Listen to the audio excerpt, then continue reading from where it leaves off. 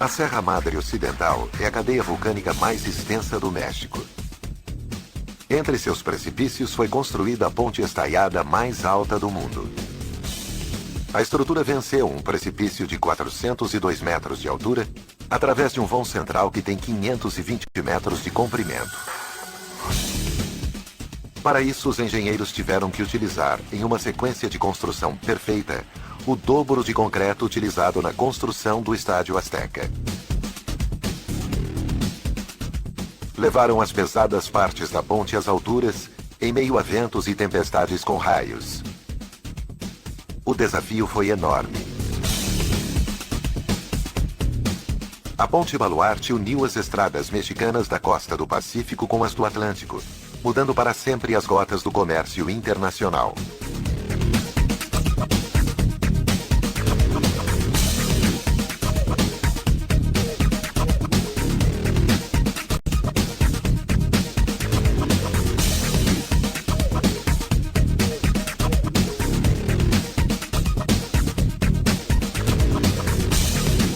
Obras incríveis.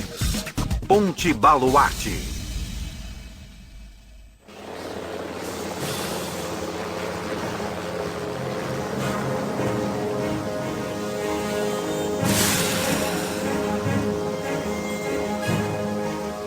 A Serra Madre Ocidental se estende ao longo de 1.110 quilômetros, ocupando quase todo o lado oeste do México. É a maior cadeia vulcânica do país. Em algumas partes, seus taludes formam paisagens incríveis.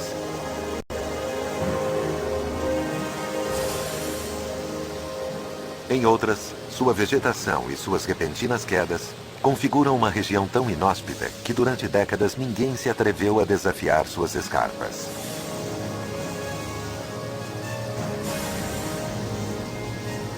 Mas agora, um grupo de construtores entra na zona mais difícil da serra para tentar construir a ponte mais importante da história do México. Vão cruzar as montanhas que separam Durango de Mazatlán até chegar ao Espinhaço do Diabo. Assim é conhecido esse trecho de estrada. Alguns dizem ver nos flancos das montanhas a forma de um diabo caído. Outros escutam nos fortes ventos um silvo misterioso.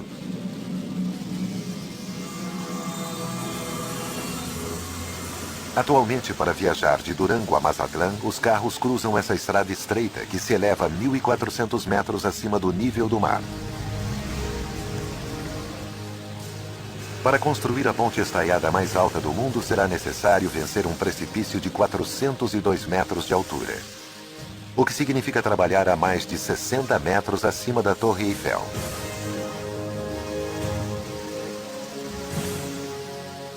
A ponte se estenderá ao longo de 1.124 metros.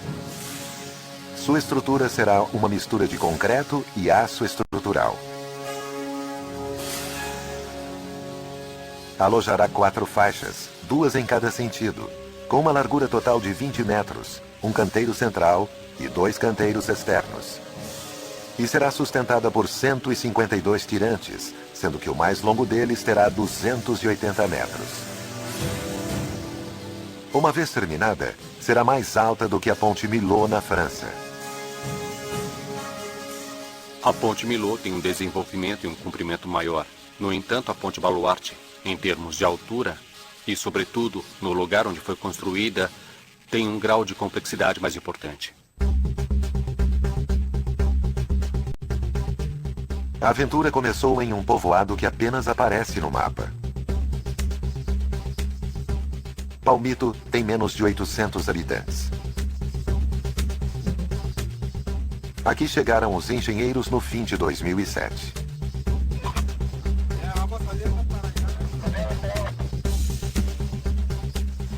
Com a ajuda de guias locais, a expedição abriu caminho entre vales estreitos. Tivemos que chegar a cavalo para localizar onde íamos fazer o caminho de acesso ao projeto.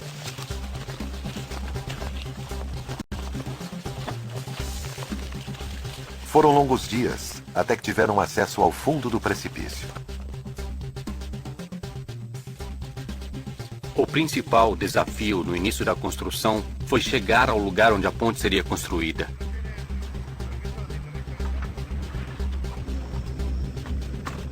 A equipe topográfica explorou o melhor eixo para o cruzamento da ponte. Com a informação obtida, os engenheiros analisaram todas as potenciais cargas, desde o peso das estruturas da ponte e dos caminhões que a cruzarão diariamente, até os possíveis terremotos e a força dos ventos nesta zona.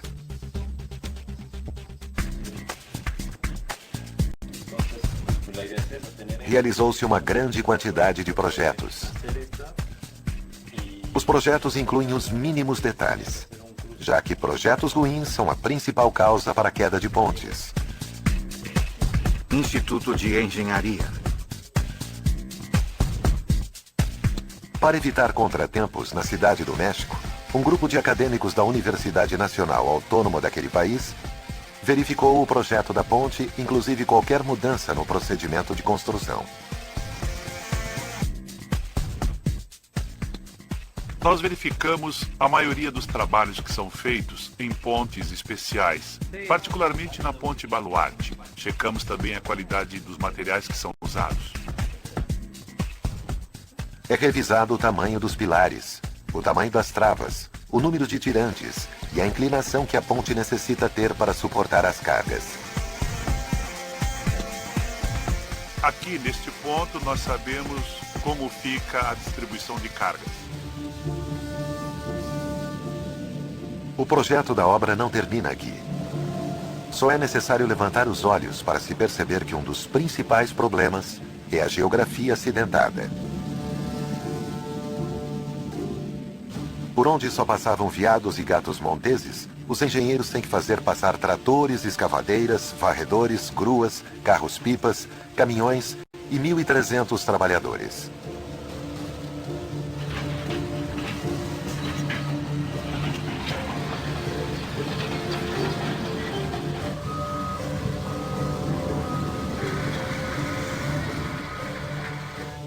Além disso, a equipe terá que carregar 37 partes da ponte, cada uma com aproximadamente 120 toneladas. O peso de cada parte equivale a subir cerca de 27 elefantes em ganchos para alpinistas.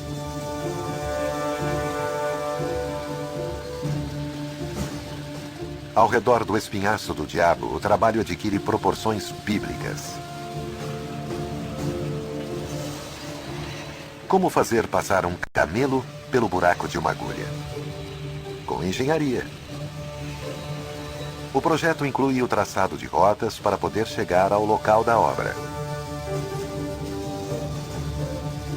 Trata-se de 23 quilômetros de acesso, que ligam o povoado de Palmito com o Pilar 12 do Oeste e a estrutura de concreto aos apoios do lado de Turango.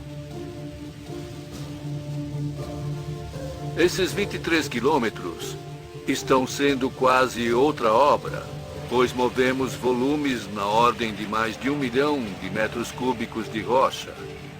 Tudo à base de explosivos.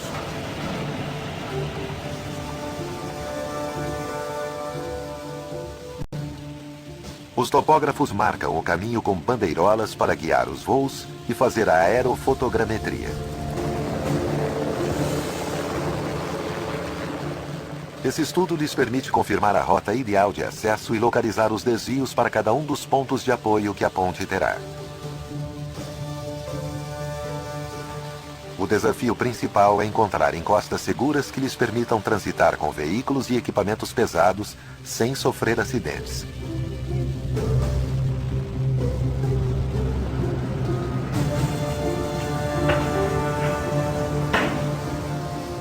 É um trabalho perigoso. Durante 8 meses, tratores e escavadeiras movem entulhos entre despenhadeiros. Não é permitido nem piscar.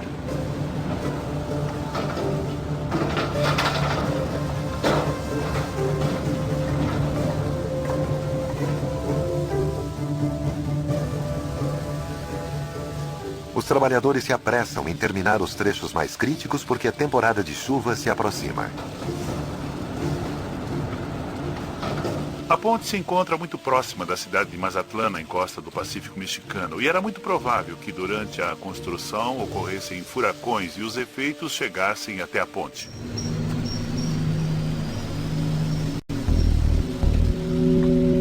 O desmatamento da serra torna provável a ocorrência de desmoronamentos e deslizamentos. O calor atinge temperaturas acima de 30 graus Celsius no fundo do precipício. No céu se acumulam nuvens como um mau presságio. Será possível construir no meio da serra a ponte estaiada mais alta do mundo? Durango e Mazatlán são importantes cidades do noroeste do México. Durango, uma cidade colonial situada entre a serra e o deserto, é uma meca dos filmes de Velho Oeste norte-americanos. Ela tem o maior centro histórico do norte do México.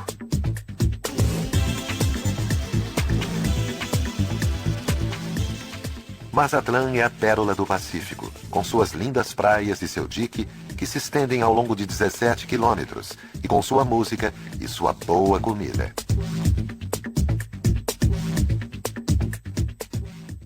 Durante 60 anos, esses dois destinos estiveram ligados por uma estrada perigosa. Um caminho com pistas de apenas 3,5 metros de largura e encostas perigosas. É o maior número de curvas de uma estrada no México. E isso faz com que o trânsito de Durango até Mazatlán seja atualmente de 6 horas a 6 horas e meia. Os caminhões com carga de várias toneladas chegam a ficar sem freios. A neblina pode cobrir a paisagem em questão de segundos. As autoridades afirmam que é uma das estradas mais perigosas de todo o país.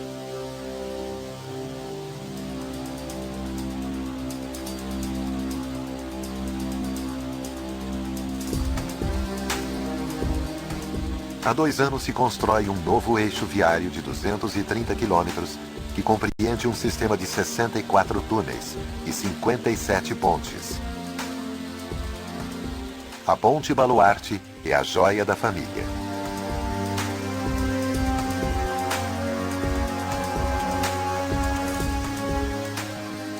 O percurso, que se leva de 7 horas para chegar de Durango a Mazatlán, será reduzido para 2 horas e meia.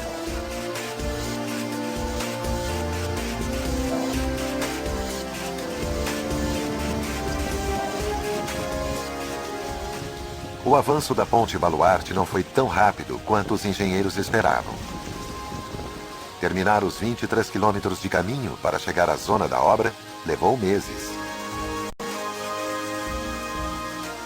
No total, nós fizemos o caminho de acesso em 1 ano. Fizemos uma movimentação de terras de aproximadamente 1 milhão de metros cúbicos de escavações. E, praticamente, com uma frente de trabalho, não havia outra forma de entrar.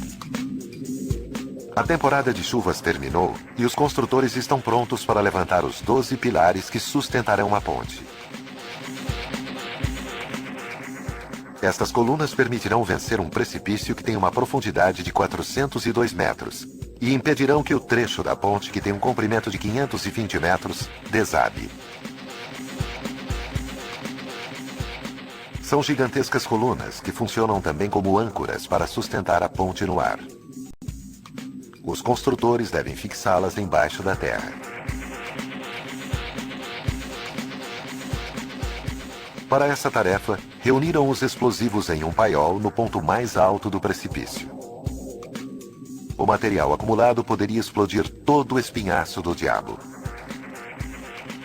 15 pessoas formam a equipe encarregada das explosões. Alguns têm uma vocação pelo fogo desde a infância.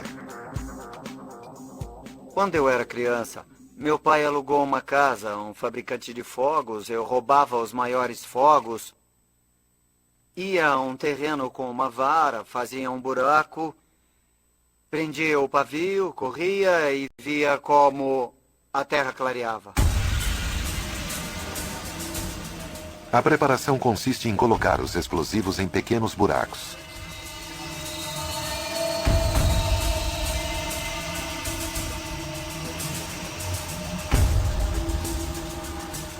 A dinamite é ligada a um detonador estendido a centenas de metros. São 500 metros de distância de onde será a explosão e de onde se deve desalojar as pessoas. Nós prendemos aqui no início e temos uma média de 7 a 7 minutos e meio para que comece a detonação. A equipe de segurança delimita a região e aparentemente tudo está sob controle. É acionado um alarme 10 minutos antes da detonação para avisar o pessoal da construção. A primeira grande detonação é ativada pelo presidente Calderon. Podemos começar? Podemos.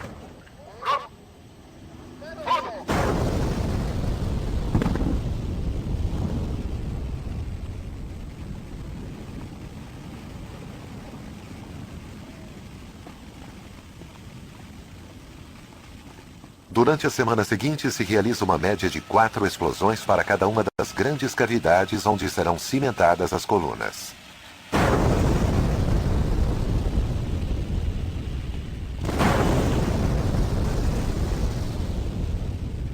A maior detonação foi a detonação de 5 toneladas de explosivos na fila 12. Foi a maior detonação que se fez na obra. Enquanto isso, as duas instalações dosadoras de concreto começam a trabalhar. As instalações situam-se a alguns quilômetros da construção nas margens do rio para evitar que o material tenha que viajar longas distâncias.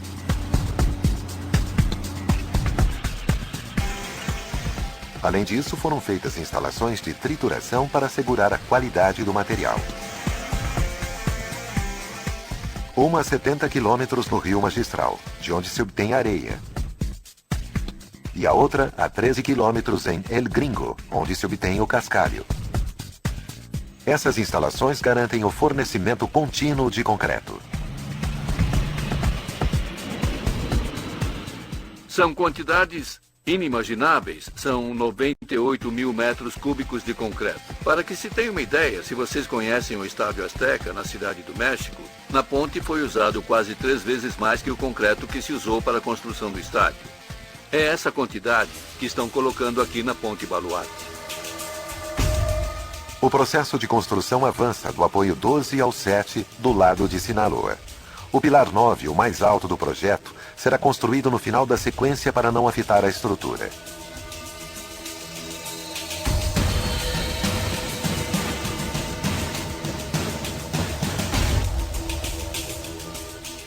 As explosões do pilar 9 são monitoradas por um grupo de sismólogos para medir as vibrações e não danificar as cimentações dos pilares recém-concretados.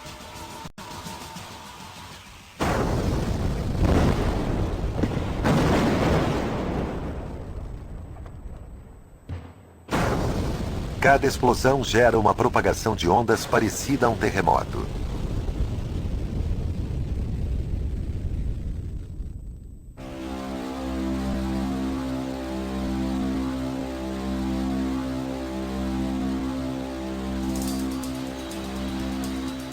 Depois de 2 anos de iniciado o projeto, o processo de sustentação dos pilares leva todo o inverno e a primavera. Uma vez concluído, os construtores se concentram em elevá-las. O risco aumenta conforme avançam.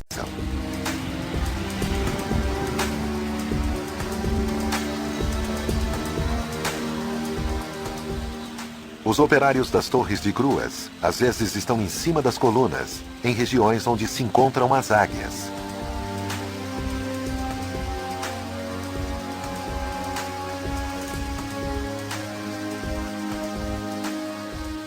Todos os dias eles têm que subir e descer por essas escadas estreitas até seus postos de trabalho, que se encontram algumas vezes a 180 metros acima da superfície. Ferreiros, carpinteiros e manobristas desafiam de maneira igual as alturas. Seu trabalho de reforço, fundição e colocação de cabos os leva a lugares que dão vertigem. De frente ao abismo, se equilibram como equilibristas anônimos com as mãos livres.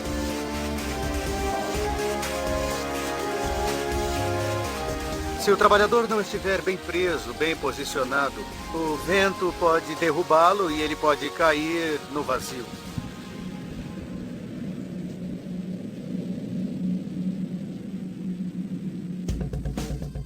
O maior perigo são os ventos, que alcançam velocidades de até 80 km por hora, levando o que encontram em seu caminho. A construtora exige o uso de um arnês. Para nos proteger de qualquer tipo de queda, utilizamos um sistema conhecido como proteção contra quedas, que consiste de um arnês, tipo paraquedas, com 3 argolas, uma nas costas e 2 nos cantos. Os trabalhadores terminam as 12 colunas na borda do precipício, felizmente sem nenhum acidente.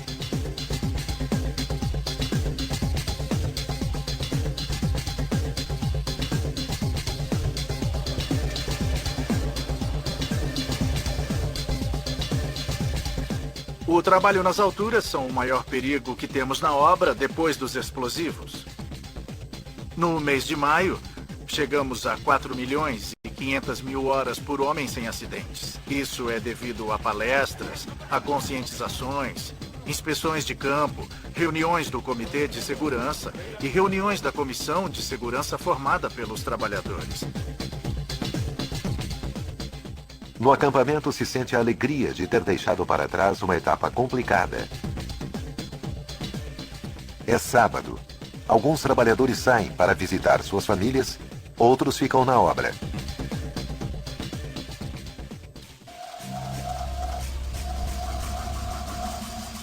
Mas a tranquilidade não dura muito. Os engenheiros se preparam para a prova mais árdua. A colocação do trecho central da ponte e dos 152 tirantes que irão sustentá-la nas alturas. A notícia ruim é que se aproxima a temporada de tempestades com raios. Os meses de julho, agosto e setembro são os mais críticos. Ao ficar em contato com a superfície quente, as massas de ar se aceleram, formando nuvens que podem alcançar 14 quilômetros de altura. Dentro das nuvens se formam gotas de água líquida e cristais de gelo. Como as nuvens são muito extensas, geram granizo muito maior, que alcançam altas velocidades ao cair. Em sua queda, o granizo se choca contra os cristais e produz a separação da carga. Uma vez gerado um polo positivo na parte superior da nuvem e um polo negativo na parte inferior, começam a produzir as descargas elétricas que conhecemos como raios.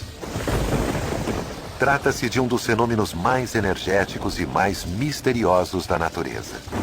A temperatura dentro do raio alcança, durante um instante, temperaturas parecidas às do Sol. A maioria das descargas ocorre dentro da nuvem e só 1/3 se dirige à Terra. O México é o país com a média mais alta de mortes causadas por raios. E a Ponte Baluarte está numa zona onde há grande atividade elétrica. Para evitar tragédias, os engenheiros estabeleceram um complexo sistema de para-raios. Serão essas medidas suficientes para levantar uma ponte de 1.124 metros sob condições climáticas extremas?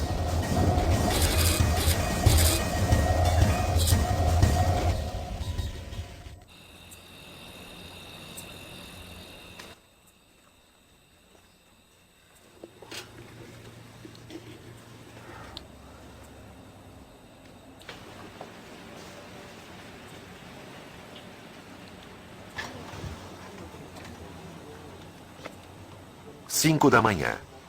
O sol está para sair no alto da serra, a noroeste do México.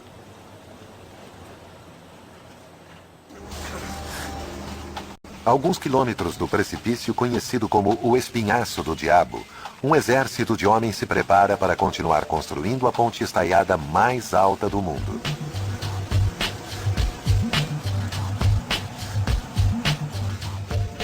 Sua vida transita entre a ponte e um acampamento com todos os serviços. Em uma área de 7 hectares, na encosta do precipício, os construtores levantaram uma cidade completa. Dormitórios, escritórios, armazéns, oficinas mecânicas, uma clínica de primeiros socorros, refeitórios e um centro de diversão para distrações noturnas.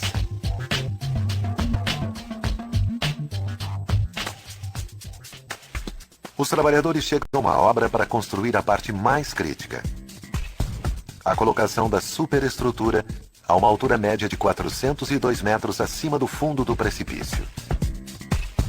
A superestrutura é formada por segmentos metálicos horizontais chamados dovelas.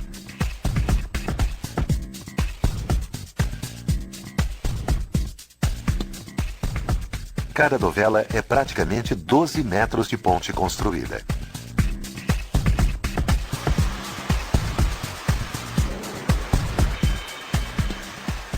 Sua produção é feita numa fábrica especializada em Guadalajara, sob condições extremamente rigorosas de controle geométrico.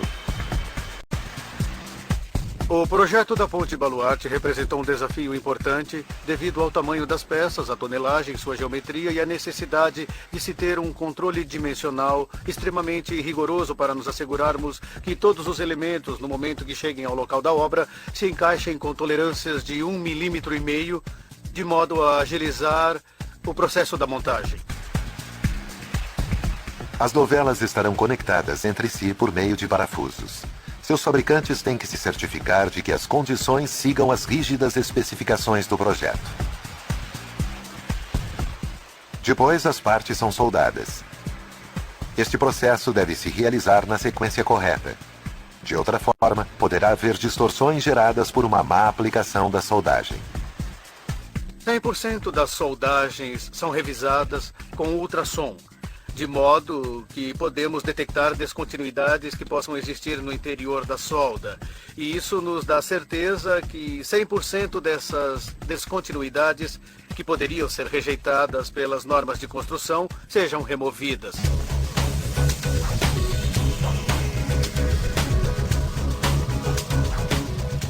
Cada dovela é uma peça gigantesca que viaja 550 quilômetros. O trajeto final é entre desfiladeiros.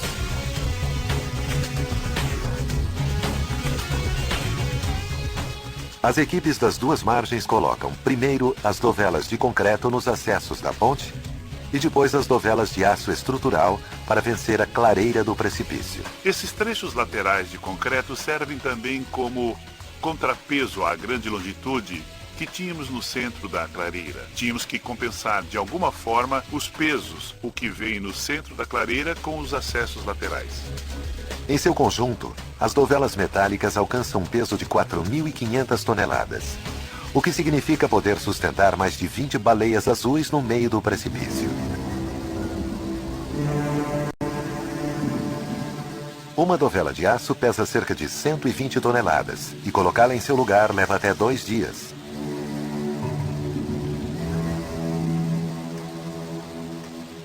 Durante o processo, existe o perigo permanente dos ventos. Os 12 anemômetros instalados nas partes altas do precipício e sobre as colunas registram qualquer aumento de velocidade dos ventos.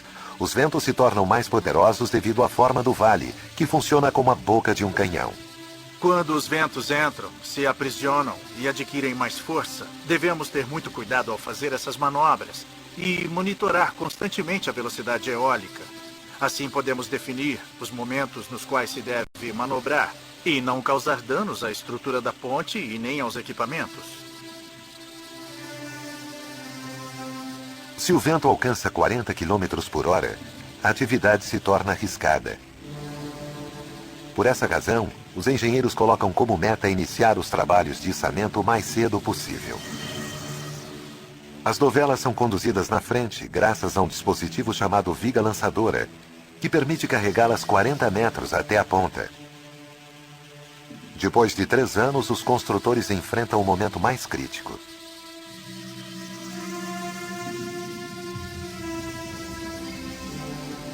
Os trabalhadores se aproximam da borda do abismo.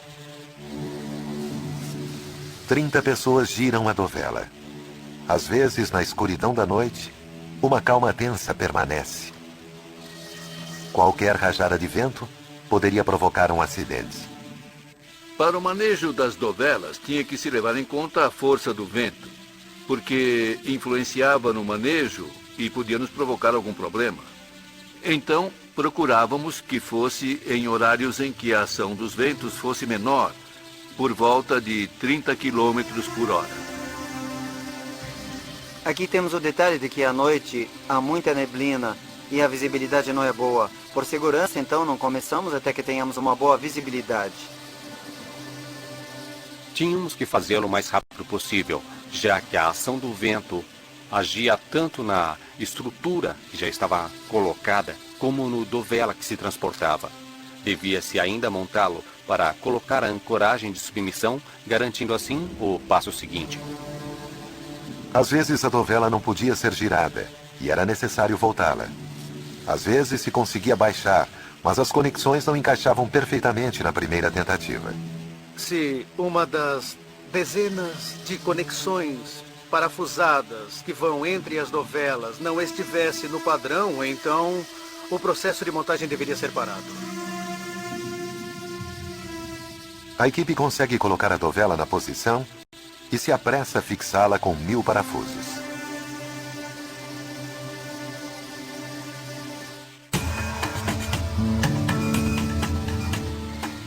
Depois, os tirantes são guiados até o pilar e esticados para ter o controle geométrico mais preciso.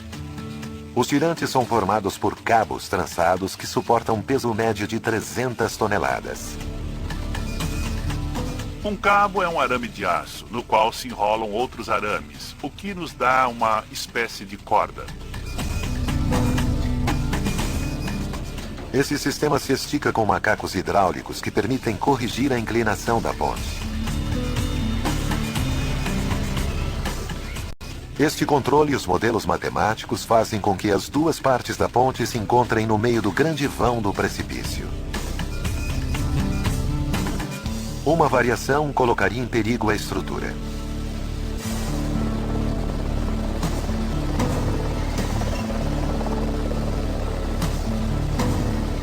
Os 152 tirantes transformam a Ponte Baluarte na estrutura com mais tirantes da América Latina.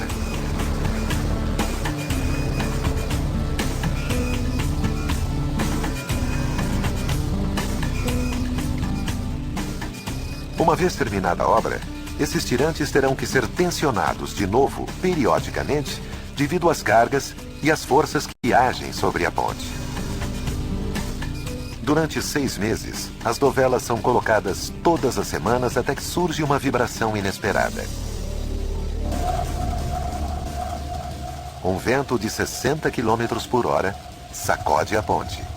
Os dois lados sobem e descem, como se fossem uma corda estendida sobre o precipício. A vibração alcança 25 centímetros.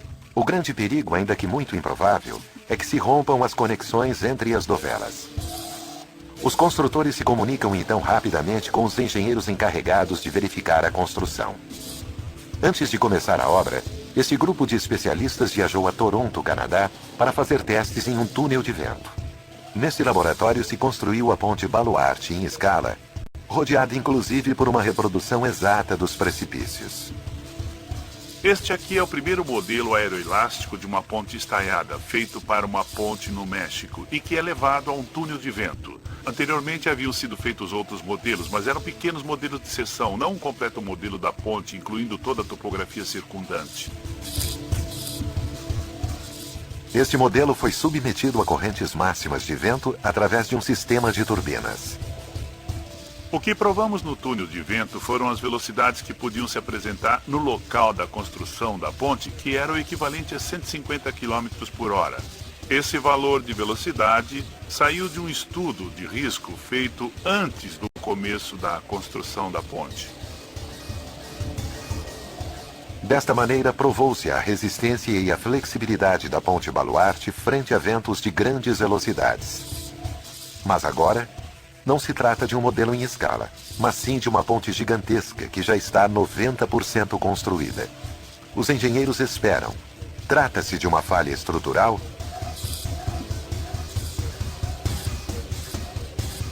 As estruturas têm uma probabilidade de falhas, todas. Esta e todas as pontes. Pequeníssima, porém todas elas têm.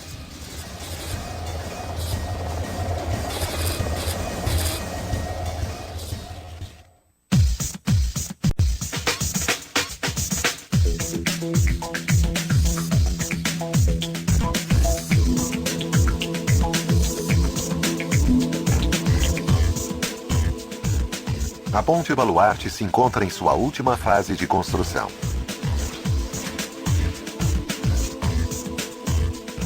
Uma vez terminada, fará parte do eixo viário mais ambicioso que já se construiu no México. Esta ponte une não apenas dois estados, que são Sinaloa e Durango, mas também a conexão entre dois oceanos. Esta ponte une o Oceano Pacífico com o Oceano Atlântico. E também unirá dois mercados, o mercado asiático com a parte leste dos Estados Unidos. No entanto, depois de 4 anos de trabalho sem interrupção, todo o projeto ficou em suspenso durante algumas horas.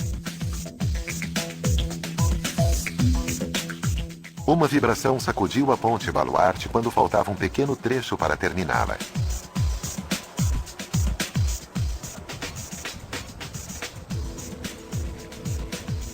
A influência do vento era o que podia afetar o projeto e depois a operação desta ponte. Chegaram a ocorrer ventos importantes e a ponte chegou a vibrar. O pessoal sentiu o tremor quando estavam trabalhando a 400 metros de altura e simplesmente se retiraram da obra. Especialistas verificam as condições da ponte e os dados sobre as vibrações. Comparam a informação com os resultados dos testes no túnel de vento. Então se retira o balancim e vamos continuar a montagem. Indo contra o senso comum e as sensações dos trabalhadores, a flexibilidade apresentada pela ponte é uma boa notícia. Na realidade, a Ponte Baluarte está preparada para fenômenos muito mais violentos. A cada ano se forma uma média de 15 tempestades tropicais nas costas do Pacífico mexicano. Por volta de 8, evoluem até se tornarem furacões. Estas forças devastadoras funcionam como motores gigantes que usam o ar quente e úmido como combustível. Quando o ar se resfria, formam-se faixas de nuvens circulares que contêm ventos fortes e tempestades com pesadas precipitações. Os furacões categoria 5 atingem mais de 250 km por hora. Estamos bem perto da costa e os furacões que chegam vão até a serra. Nesse vale é um risco muito grande porque esse vento fica aprisionado ali.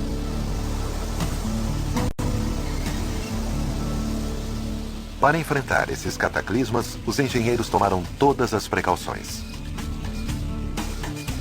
Além dos pilares, os mastros e os tirantes, instalaram estabilizadores aéreos ao longo do trecho central da ponte, que lhes permite cortar as rajadas de vento.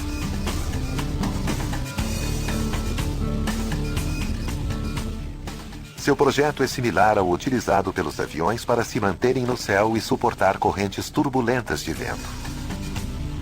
A ponte tem uma série de condições, de fatores de segurança na construção, que posteriormente na operação continuarão sendo os mais rígidos, os mais rigorosos. Na realidade, a ponte foi projetada para um período de não menos de 100 anos. E se nesses 100 anos qualquer fator se apresentar com ventos extraordinários, a ponte irá se comportar sem nenhum problema, já que no túnel de vento ela foi submetida a considerações mais extremas.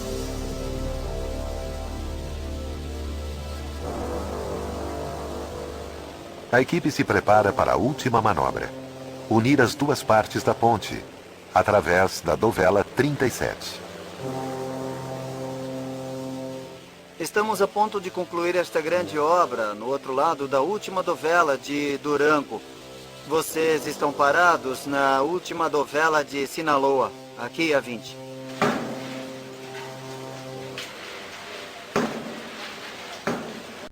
Para realizar esta operação, deve-se seguir uma estratégia diferente: acomodar a dovela com uma só viga lançadora pelos dois lados.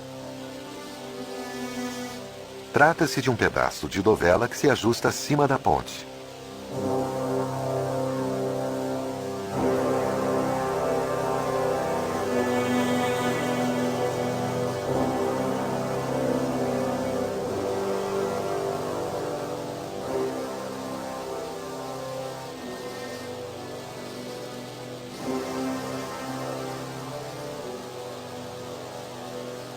Depois de 4 anos e meio, depois de ter superado desfiladeiros e desafiado as forças da natureza, as equipes que trabalharam em cada lado se reúnem pela primeira vez no centro da ponte.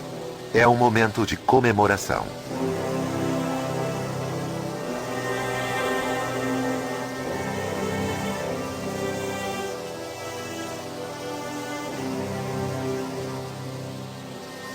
Os engenheiros conseguiram estender uma ponte de 1.124 metros sobre um precipício de 402 metros através de um vão central de 520 metros.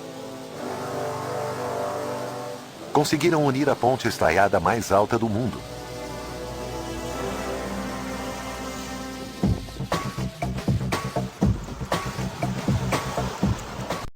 Esta ponte transformará Durango e Mazatlán num corredor turístico que unirá praia, serra e cidade colonial.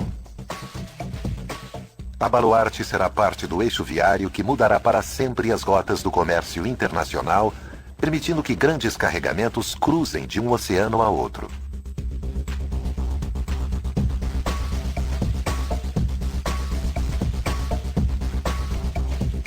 Durante a semana seguinte serão feitas as provas de carga e se instalarão sensores em pontos-chave da estrutura para medir os ventos, os sismos, a inclinação da ponte e a tensão dos tirantes.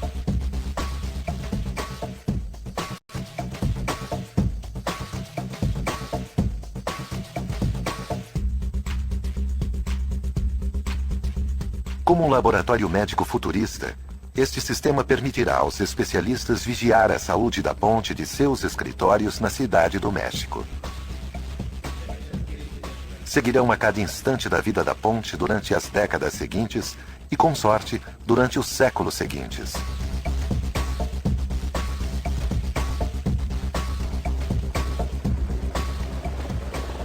Hoje, a Ponte Baluarte se estende completa, como se fosse uma nova onda da Serra Madre Ocidental. Versão Marshmallow São Paulo.